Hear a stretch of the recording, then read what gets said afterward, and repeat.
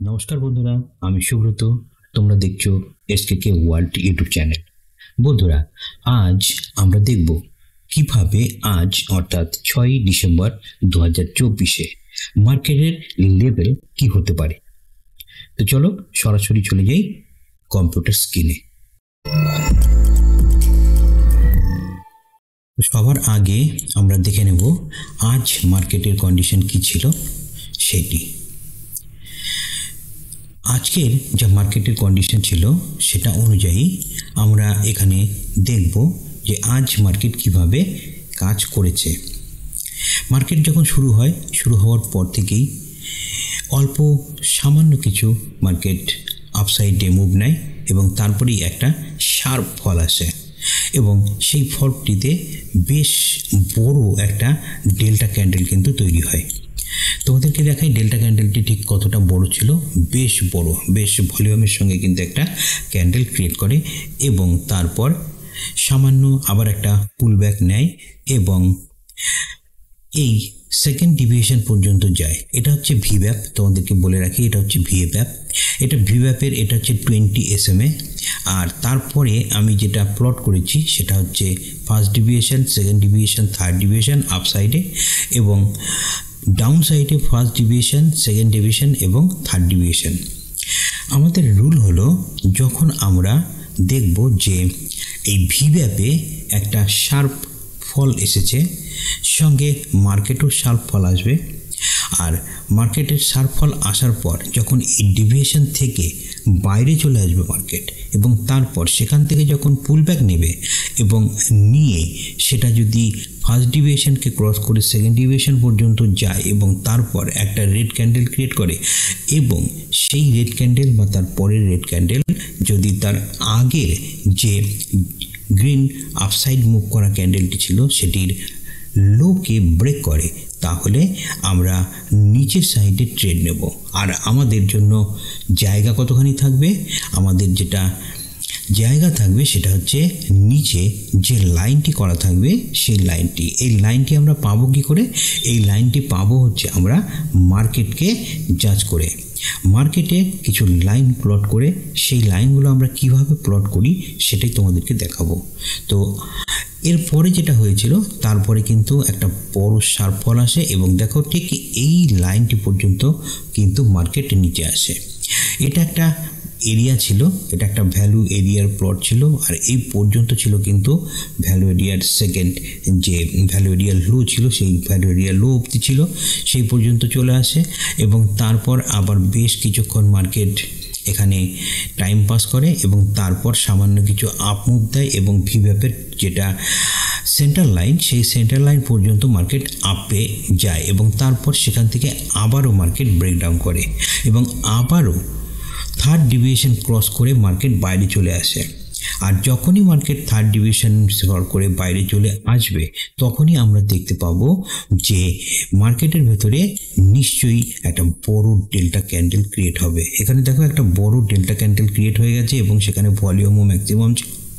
তারপর এখান থেকে আবার শার্প মুভ নেয় এবং কিছুটা পুলব্যাক দেয় এবং ফার্স্ট ডিভিশন ক্রস করে আবারও সেকেন্ড ডিভিশনে যায় এবং তারপর এখানে বেশ কিছুক্ষণ টাইম পাস করে মার্কেট এবং তারপরে এখানে একটা আসে খুব বড় শর্ট কভারিং।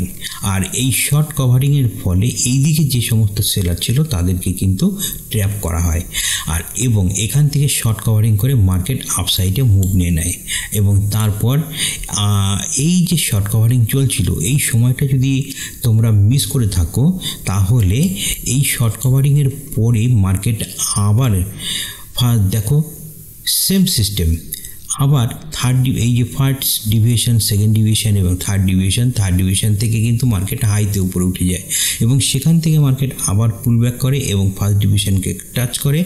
এখান থেকে আমরা কিন্তু আবার এই উপরের দিকে যাওয়ার জন্য আমরা কিন্তু একটা ট্রেড কালেক্ট করতে পারতাম, কিন্তু ফার্স্ট ডিভিয়েশনে টাচ করলে সাধারণত আমরা ট্রেড নিই না। সেটা হচ্ছে পুলব্যাকের জন্য আমরা আরেকটু ওয়েট করি এবং সেকেন্ড ডিভিয়েশন পর্যন্ত মার্কেটকে আসার অপেক্ষায় থাকি এবং সেকেন্ড ডিভিয়েশনে যখনই মার্কেট টাচ করবে তারপরেই কিন্তু মার্কেটের ভলিউম দেখে আমরা আবারও এখান থেকে মার্কেটে আপসাইডের মুভের জন্য একটা শর্ট ট্রেড নিতে পারি। আর সেই শর্ট ট্রেডটি কিন্তু ফার্স্ট ডিভিয়েশন পর্যন্ত আমাদের টার্গেট থাকবে। কিন্তু এইখানে যেটা ছিল সেটা হচ্ছে এটা ছিল পিওসি, আর এই পিওসি থেকে সরাসরি এই পর্যন্ত কিন্তু একটা এরিয়া ছিল টার্গেটের জন্য।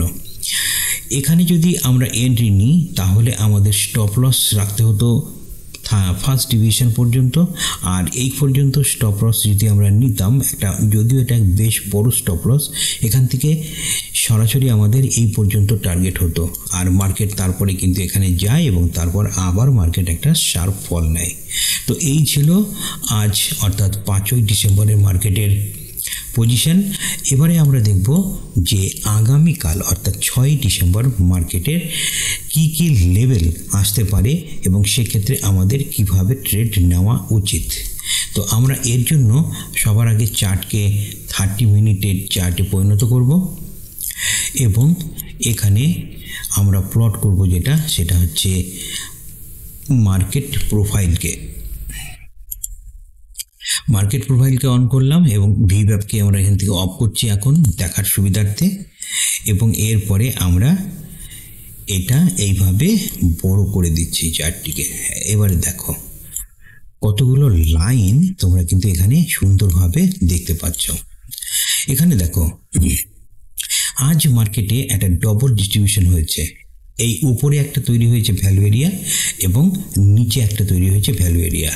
আজকে যে প্রোফাইলটা ক্রিয়েট হয়েছে সেটা হচ্ছে বি প্রোফাইল।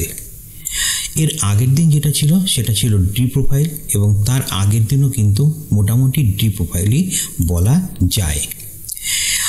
এই ভ্যালু এরিয়ার মধ্যেই রয়েছে আজকের যে ভ্যালু এরিয়া, সেই ভ্যালু এরিয়াটার দুটি ডিভিশন।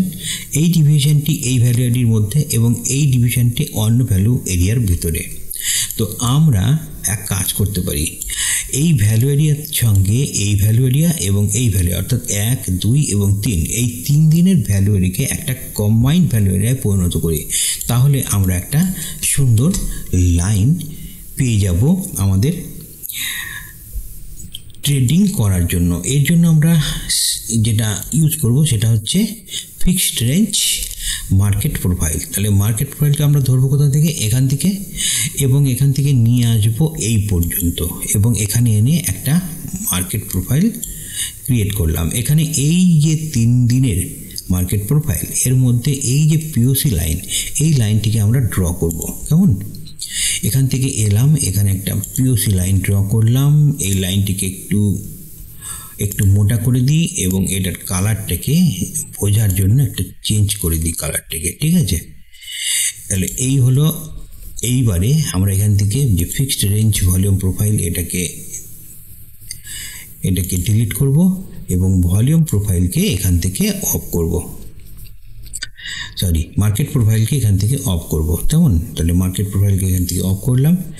এইবার আমাদের সামনে একটা জায়গা তৈরি হলো। এই হলো ভলিউম প্রোফাইল অর্থাৎ পিওসি লাইন। এটা পিওসি লাইন। এই লাইনের ওপরে এই পর্যন্ত, এইখান থেকে এই পর্যন্ত আমাদের একদম খোলা আসমান। কালকে যে ট্রেডিং করা হবে তার যে পজিশন থাকবে, তার যে লেভেল থাকবে, সেই লেভেলটি হচ্ছে মার্কেট যদি এই এরিয়ার ভেতরেই ওপেন হয় তাহলে এই পর্যন্ত মার্কেট ওপরে ওঠার জন্য আমরা ওয়েট করব এবং যখনই এই যে লাইনটি আপনারা দেখছেন এটা হচ্ছে একটা ভ্যালু এরিয়া হাই লাইন, আর এই যে আমরা লাইনটা তৈরি করলাম এটা হচ্ছে সাপোর্ট লাইন। তাহলে এটা হাই, এটা সাপোর্ট, কেমন, অর্থাৎ এটা রেজিস্ট্যান্স লাইন, এটা সাপোর্ট লাইন। মার্কেট যদি এই পজিশনে খোলে এবং নিচে আসে, শার্পলি নিচে আসে, তাহলে এখান থেকেই মার্কেট কিন্তু বাউন্স ব্যাক করবে।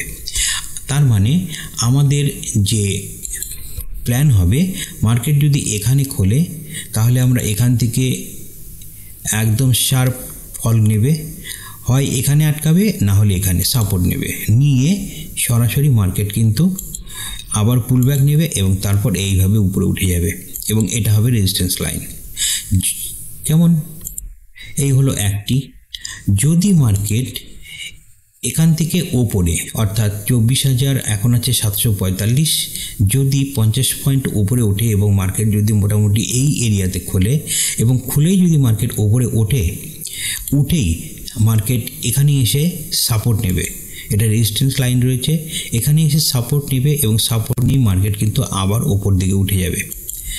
কেন উঠে যাবে তার কারণ হচ্ছে আমরা দেখব যে আজ গিফট নিফটি কি বলছে, গিফট নিফটি পজিশন কি, এছাড়াও এফআইআই ডিআই এর আজকের পজিশন কি, সেটা দেখার জন্য আমরা একটি ওয়েবসাইটে যাব। এখানে লিখব স্টকেজ,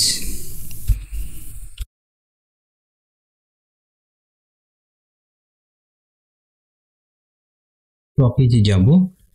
স্টকেজে গেলেই আমরা এখান থেকে এফআইআই এবং ডিআই এর পজিশনটি কিন্তু পেয়ে যাব, নিশ্চয়ই পেয়ে যাব। এখান থেকে দেখতে তো লগ ইন রয়েছে, এফআইআই ডিআই অ্যাক্টিভিটি দেখো। এখানে এফআইআই ক্যাশ মার্কেটে আজকে বাই করেছে, একটা স্ট্রং বাই করেছে। দেখো 8,539 কোটি টাকার বাইং এসেছে। সেখানে ডিআই ক্যাশ মার্কেটে আজকে সেল করেছে কত, মাত্র 2,000। এফআইআই ইন্ডেক্স ফিউচারে বাই করেছে 2,400 অর্থাৎ 2,400 কোটি টাকা, এবং এফআইআই ইন্ডেক্স অপশানে ইনভেস্ট করেছে কত টাকা, এইখানে তারা সেল করে গেছে। এই যে অ্যামাউন্টটা তারা ইনভেস্ট করেছে সেটা হচ্ছে 78 কোটি টাকা। এছাড়াও অপশান, স্টক ফিউচার অপশানেও করেছে এবং স্টক অপশান যেটা এফআইআই করেছে সেটা সামান্যই। তাহলে এতগুলো গ্রিন পয়েন্ট রয়েছে এখানে এই পর্যন্ত এবং এই পর্যন্ত, অর্থাৎ এই ডেটা থেকে আমরা পরিষ্কার যে আগামীকাল মার্কেট বুলিশ হবেই, মার্কেট ওপরের দিকে যাবে। তাই তোমরা কালকে কোনো স্ক্যাল্প নাও, যাই নাও না কেন, লেগস অর্থাৎ আমরা শর্ট সাইডের এন্ট্রি কিন্তু বানাবো না, আমরা আপ সাইডের দিকেই এন্ট্রি কিন্তু বানাবো।